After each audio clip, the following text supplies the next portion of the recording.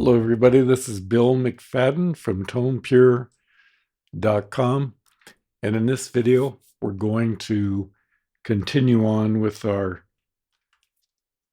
study of the fundamentals of music. Now, last time we went through the major scales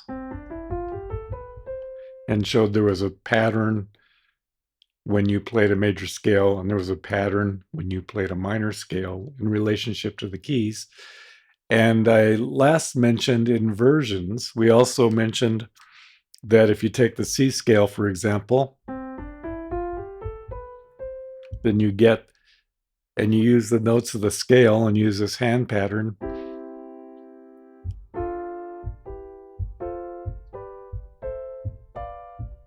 you generate the chords of the scale. This is called the first chord of the scale, second chord, third, fourth, fifth, sixth, seventh, and eighth. So you just take the notes of the scale. In that case, it would be C major scale. And we talked about inversions because we took a triad. I mentioned it, but didn't go into a lot of detail. So if I take this triad and then I take bottom an octave, then I get this triad, which is called the first inversion. This is called the root position. This would be your first inversion. Take the lowest note, bring that up an octave, I get the second inversion. And then if I were to continue the process, take the lower note, bring it up an octave, then I'm back to the root position. So we have the root, first position, or first inversion, second inversion, root. And that's true whenever you have three notes, you will get the root, the first and second inversion. Now, we also talked about triads in the minor scale.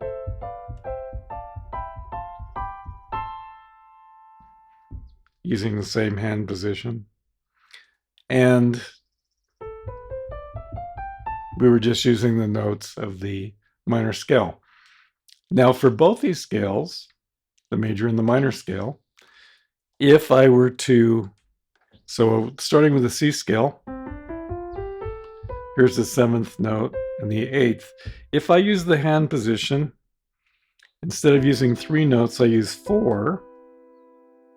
And I take that hand position and move it up the keyboard. As before, the first three notes would be the C chord, second three would be the D minor chord. But if I add that fourth note, I get a D minor, what's called a seventh chord. This would be an E minor with a seventh, F with a seventh, G with a seventh, A with a seventh, B, and we talked about that being diminished in the last video, and then the seventh, and then back to the C. And this is actually called a C major 7, major because it's in the major scale. Now, so we have, this is called a D minor 7th because the first four notes are actually in the D minor scale. This would be an E minor 7th, F major 7th, G major 7th, A minor 7th because it's an A minor chord and we were adding the 7th. And if I were to look at the A minor scale, 1, 2, 3, 4, 5, 6, 7, so there's your 7th. And then actually we talked about the modes. This would be the B Locrian mode. So we have the 7th of that scale. So it's a B diminished 7th. Actually,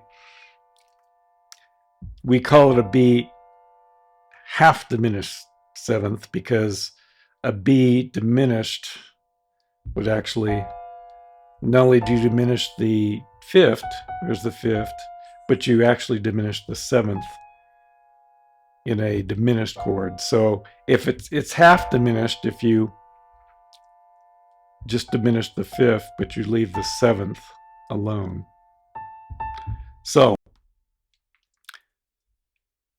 we're talking about four note chords, and particularly sevenths.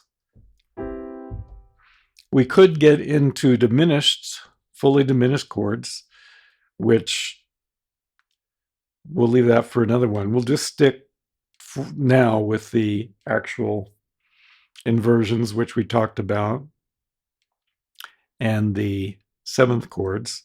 And we could do the same thing for the minor scale. So we have the first position using that hand position.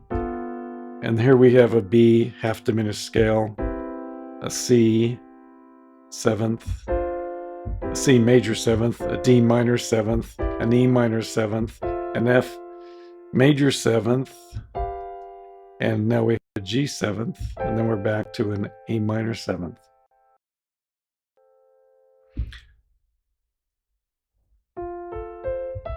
Now, in the case of, let's say, the C major seventh, if you will notice, it's a major chord. It's the C major chord. And we have the first, the third, the fifth, and the seventh.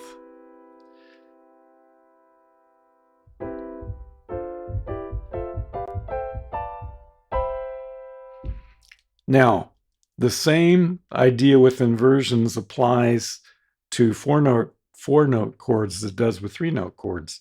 For example, if I take the four note chord and I take the bottom note and raise it up an octave, then I get the first inversion. And if I take that inversion, take the lowest note, raise it up an octave, I get the second inversion. And if I take the lowest note of that chord and raise it up an octave, I get the third inversion. And then if I take the lowest note, raise it back up, I'm back to first position. So we see that we have inversions. Actually, in this case, we have the root and three inversions. So there's a root, first inversion, second, and third inversion, and then back to the root. So with a three note chord, you have two inversions. And with the four note chord, you have three inversions. So we've talked about inversions of three note chords, and we've established four note chords as well. Now, an important three note chord we haven't discussed yet, like here's the major triad. If I take the second note of the scale and the fifth, I get a sus2 chord. And then I can do inversions on that. So I can take the lowest note, bring it up an octave. So there would be the first inversion, take the lowest note, bring it up an octave. There's your second inversion. Take the lowest note, bring it up an octave, and you're back to the root position of the sus2 chord. So we have a sus2 chord, and if I take the fourth note of the scale and the first note and the fifth note, I get what's called a sus4, and I can take inversions of that. So there's your first inversion, take the lowest note, bring it up an octave. There's your second inversion, and then you're back, if you take the lowest note up an octave, to your root position of the sus4. So we have sus2 and sus4 with their inversions. And the reason I bring these up, because these are the most commonly used three note sus chords, the second and the fourth, in composing music, of course, as well as the major and the minor triads. And also we use the seventh chords a lot as well. Whoops, what did I do there? So there's your C major 7th.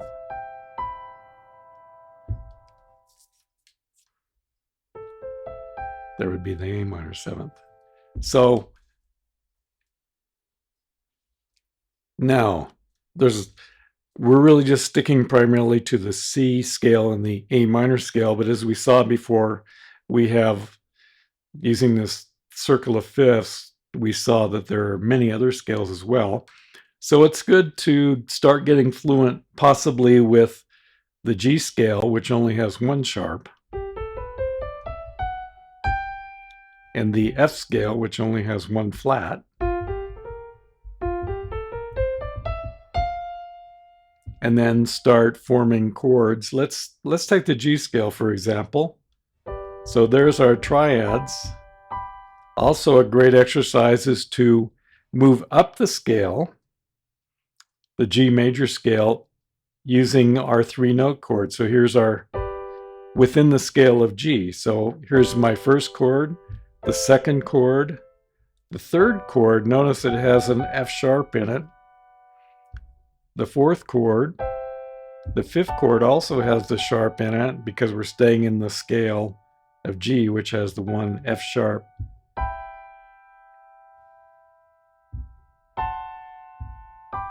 So 1, 2, 3, 4, 5, 6, 7th chord, 8th chord. So that would be the same as if I were in the C scale. And I went 1, 2, 3, 4, 5, 6, 7, 8. So let's take a look at the F scale. So we have a B flat. So the first chord would be F. The second chord, since we're staying in the scale of F, would have to have the B flat in it. So that's a G minor chord. Then we go up to the third chord of the F scale, fourth chord, fifth chord, sixth chord, 7th chord, and then back to the root position of the C of the F, or the first chord. First chord is typically called the, let's go back to C now. This fourth chord is called the subdominant, and the fifth chord is called the dominant. So these are the primary chords of the 7 chords in the C scale. And the same is true for F. Here's your 1 chord, which is your tonic, then your 4 chord is your subdominant, and then you have your dominant, and then we go back to the tonic. But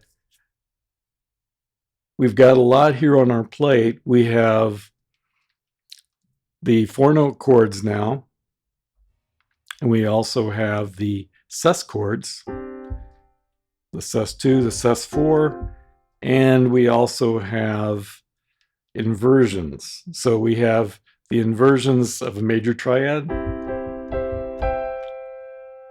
the inversions of a sus2, the inversions of a sus4, as well as the inversions of a 4-note chord.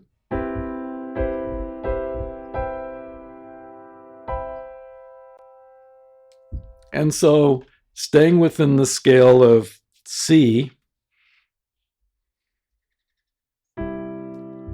when you're playing a melody over these chords,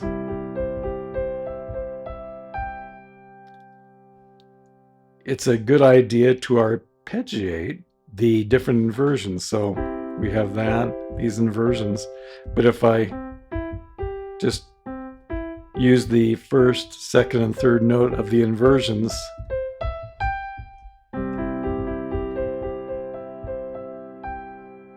maybe I go to the 4th chord, then the 5th chord, the dominant chord,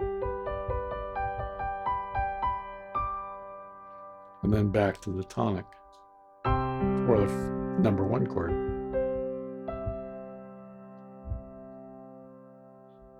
And then we can do chords with melodies. Now, you probably want to incorporate the 4-note chords in your exercises. So for example, if I just play in root position the C 7th chord,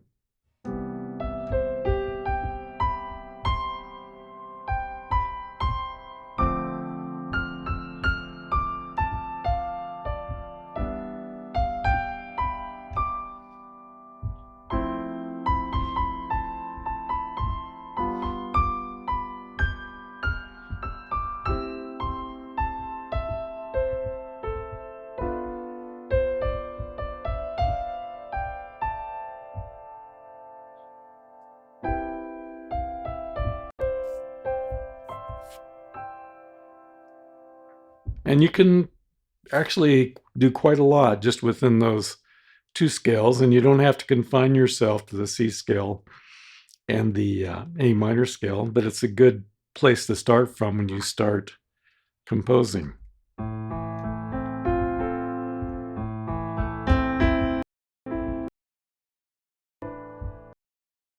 Another thing I use frequently are 6 intervals. So if I start on the C scale and go to the 6th note, keep that same hand position,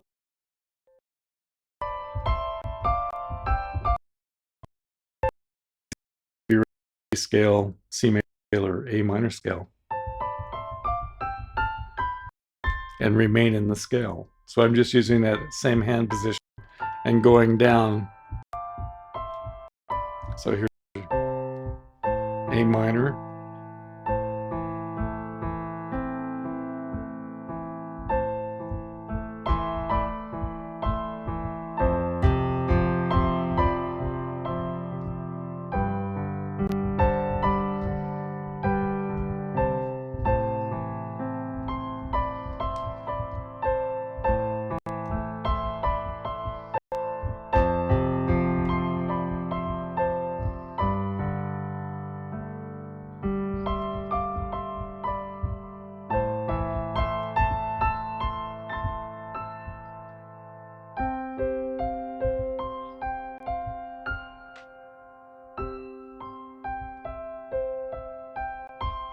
so here I'm using the sus2.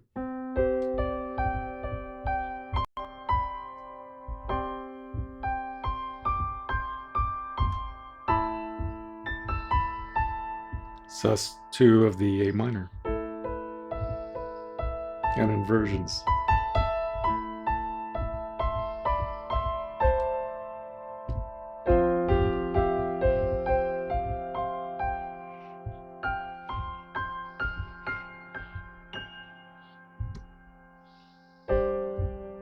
Here's your sus4 of the G chord.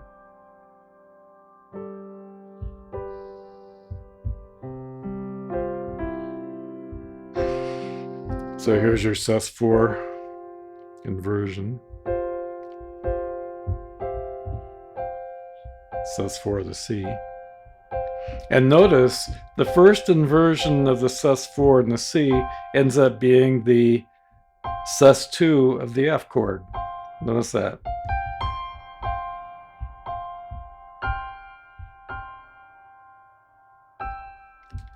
And one of the reasons, or one of the uses, the sus chords, the 2, the second note of the chord, tends to want to go to the 3rd note.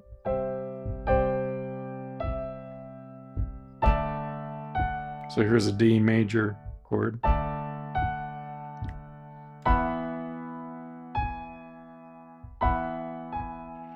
We could do that in minor too. Here's the 4th. The 4th wants to go to the 3rd too.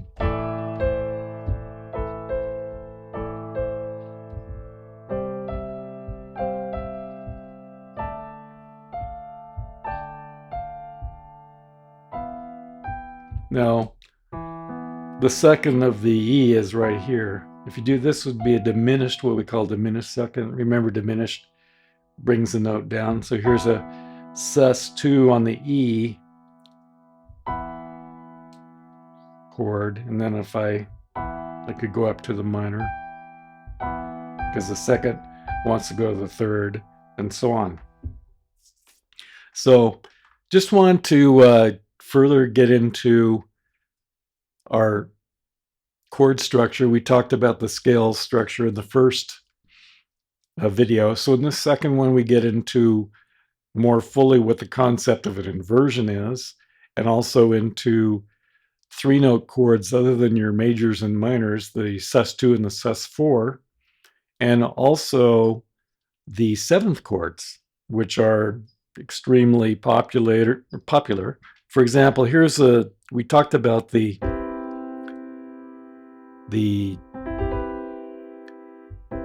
C major. Now, if I take, so I'm playing it in both hands now.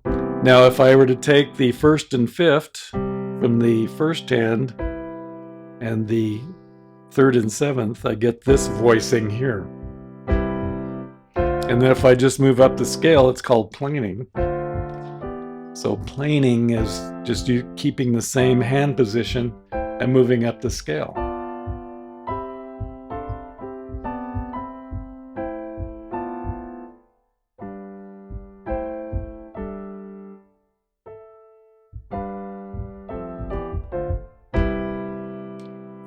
And we can do the same thing with, let's take a C chord, let's take the first inversion and plane with that.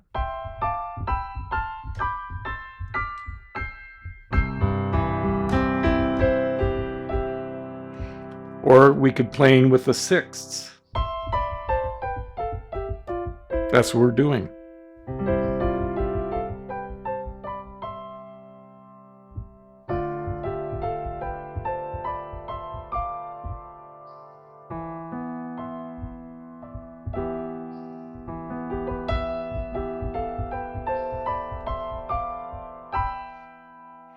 Or we could plane with the actual chords, the triads. So another aspect of composing is planing. You can plane with six chord. You could actually plane, with whatever you want that sounds good to you. Or I'm planing with fifths on the C. So,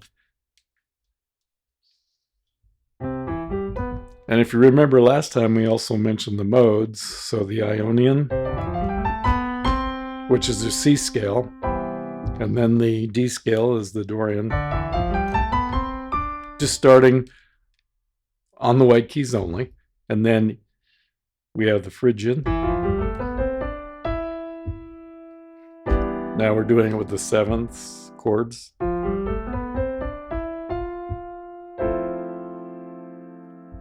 So the Lydian is the fourth note. If you take the fourth note of the scale and use the white keys, you get the Lydian mode, the Mixolydian mode, and then the Aeolian and the Locrian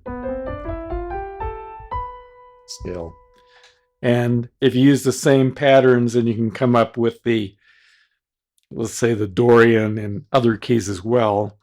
And maybe we can get into that next time if you guys show interest in how to form this, say, the Dorian scale in the key of G, or the Dorian scale in the key of A. Because in the key of A, that's a natural minor or A Aeolian, it's not A Dorian. But we can actually form the Dorian mode in the key of A minor.